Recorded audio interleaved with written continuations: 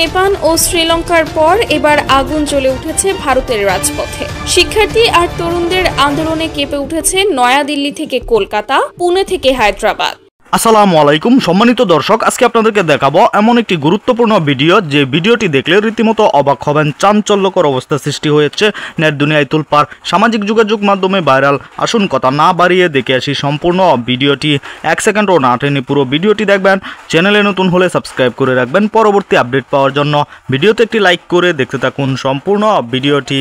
নেপাল ও শ্রীলঙ্কার পর এবার আগুন জ্বলে উঠেছে ভারতের রাজপথে। শিক্ষার্থী আর তরুণদের আন্দোলনে কেঁপে উঠেছে নয়াদিল্লি থেকে কলকাতা, পুনে থেকে হায়দ্রাবাদ। একদিকে বাংলাদেশের সাবেক প্রধানমন্ত্রী শেখ হাসিনা গোপনে আশ্রয় নিয়েছেন ভারতে, অন্যদিকে নরেন্দ্র মোদী সরকারের গদিতে নেমেছে তীব্র ঝড়। প্রশ্ন উঠছে, ভারতও কি দক্ষিণ এশিয়ার প্রতিবেশী দেশগুলোর মতো একই পথে হাঁটছে? তবে কি এবার নরেন্দ্র মোদীকে দেশ ছাড়তে হবে? ভারতের বিশ্ববিদ্যালয়গুলোতে এখন এক অভূতপূর্ব পরিস্থিতি। পিএইচডি গবেষকরাও ফেলোশিপ বন্ধ হয়ে যাওয়ার প্রতিবাদে লাগাতার অবস্থান করছেন। সরকারি চাকরির পরীক্ষায় দুর্নীতি, প্রশ্নপত্র ফাঁস আর পরীক্ষা বাতিলের ঘটনায় হাজার হাজার শিক্ষার্থী রাজপথে নেমেছে। পশ্চিমবঙ্গে শিক্ষক নিয়োগ কেলেঙ্কারির কারণে হাজারো শিক্ষক চাকরি হারানোর আশঙ্কায় রাস্তায় বিক্ষোভ করছেন। হায়দ্রাবাদ থেকে আলিগড়, জামিয়া থেকে জওহরলাল নেহরু বিশ্ববিদ্যালয়, সবখানেই স্লোগান একই, শিক্ষা চাই, সমতা চাই, বেকারত্ব বন্ধ চাই। দক্ষিণ এশিয়ার ইতিহাস বলছে ছাত্র আন্দোলন মানেই বড় পরিবর্তনের পূর্বাভাস। বাংলাদেশের ছাত্রদের আন্দোলনে শেখ হাসিনার পতন হয়েছে। নেপালে আন্দোলন রাজতন্ত্র সরিয়েছে। শ্রীলঙ্কায় প্রেসিডেন্ট গোটাবায়া রাজপক্ষে আন্দোলনের চাপেই দেশ ছেড়েছেন। আর আজ ভারতের রাজপথে সেই একই দৃশ্য। অসংখ্য তরুণ তরুণী বুক ভরা ক্ষোভ নিয়ে স্লোগান দিচ্ছে সরকারের বিরুদ্ধে। বিরোধী রাজনৈতিক দলগুলো এই আন্দোলনের পক্ষে দাঁড়িয়েছে। কংগ্রেস, বাম ও আঞ্চলিক দলগুলো বলছে মোদীর আমলে শিক্ষা ব্যবস্থা ধ্বংস হয়েছে, বেকারত্ব ভয়াবহ পর্যায়ে পৌঁছেছে। অন্যদিকে বিজেপি বলছে এটা বিরোধীদের ষড়যন্ত্র। কিন্তু প্রতিদিন রাজপথের চিত্র যেন অন্য সত্যিই প্রমাণ করছে। আন্তর্জাতিক গণমাধ্যমও ভারতের এই ছাত্র আন্দোলনকে দক্ষিণ এশিয়ার নতুন স্প্রিং বলে আখ্যা দিচ্ছে। শাহিনবাগ আন্দোলনের মতো এই বিক্ষোভও বিশ্ব দৃষ্টি আকর্ষণ করছে। ভারতের গণতন্ত্র কি নতুন মোড়ে দাঁড়িয়েছে? বাংলাদেশের শেখ হাসিনা এখনো আত্মগোপনে দিন কাটাচ্ছেন ভারতে। শ্রীলঙ্কার রাজা পক্ষে পালিয়েছেন আন্দোলনের ভয়ে। নেপালের রাজতন্ত্র ইতিহাস হয়ে গেছে।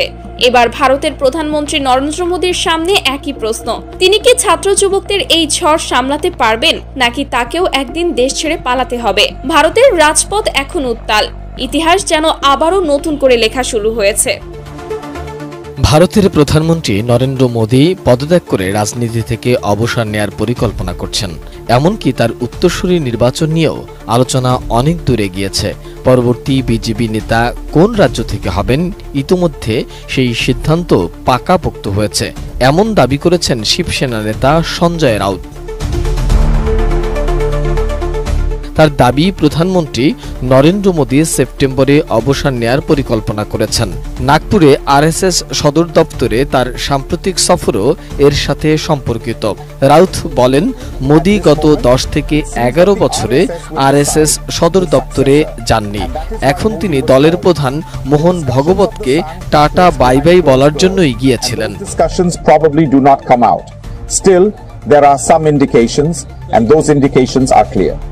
গত 30 মার্চ রোববার নাগপুরে রাষ্ট্রীয় স্বয়ংসেবক সংঘের সদর দপ্তর পরিদর্শনে যান নরেন্দ্র মোদী। পরে মুম্বাইয়ে সাংবাদিকদের সাথে আলাপকালে রাউত এসব দাবি করেন। হিন্দুস্তান টাইমস, ইন্ডিয়া টুডে সহ বেশ কয়েকটি ভারতীয় সংবাদ মাধ্যম রাউতের এই সংবাদ সম্মেলন কভার করেছে।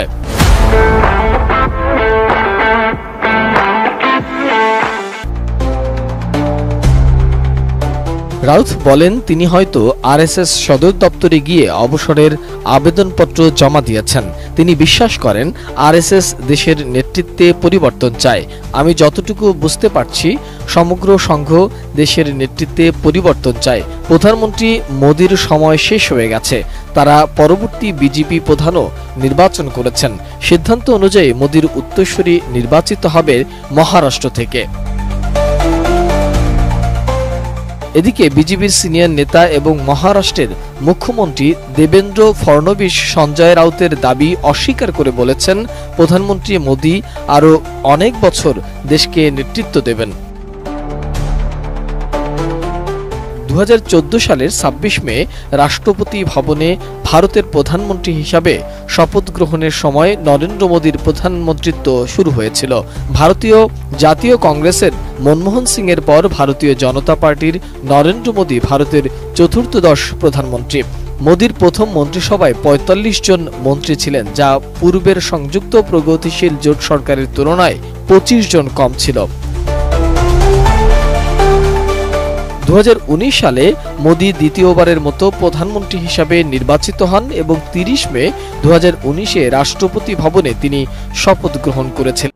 আওয়ামী লীগের ভবিষ্যৎ নেতৃত্ব নিয়ে শেখ হাসিনার একটা পরিকল্পনার কথা বিবিসি বাংলায় এসছে। পরিকল্পনাটা বলা হচ্ছে এরকম যে রাহুল প্রিয়াঙ্কা মডেলে শেখ হাসিনা আওয়ামী লীগের নেতৃত্ব ঠিক করছেন।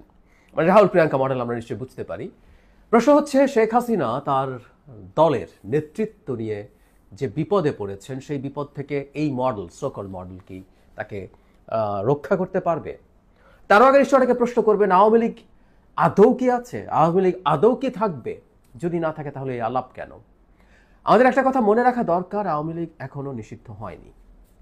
যেটা কথা হচ্ছে যে আওয়ামী লীগের বিচার হবে, আওয়ামী লীগের কার্যক্রম এক্সিকিউটিভ অর্ডারে নিষিদ্ধ আছে, তার বিচার শেষ হওয়ার আগ পর্যন্ত। তার মানে আওয়ামী লীগ তার কর্মসূচি পালন করতে পারছে না এবং সেই কারণে সে অন্তত এই নির্বাচনটিতে পার্টিসিপেট করতে পারছে না।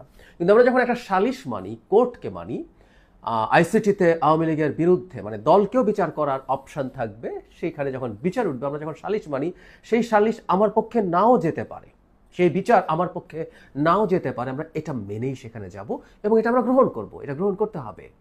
তার মানে যেটা দাঁড়ালো, সম্ভাবনা আছে আমরা এভাবে বলতে পারি, আওয়ামী লীগ নিষিদ্ধ, বিচারের পর আওয়ামী লীগ নিষিদ্ধ নাও হতে পারে। দেখা গেল আমরা প্রমাণ করতে পারলাম না যথেষ্ট তথ্য উপাত্ত দিয়ে যে আওয়ামী লীগ দল হিসাবে মানবতা বিরোধী অপরাধ করেছে, তাহলে তো আওয়ামী লীগ নিষিদ্ধ হবে না, আওয়ামী লীগ থেকে। প্রিয় দর্শক, সম্পূর্ণ ভিডিওটি দেখলেন, অবশ্যই বুঝতে পেরেছেন ভিডিওটি গুরুত্বপূর্ণ ছিল।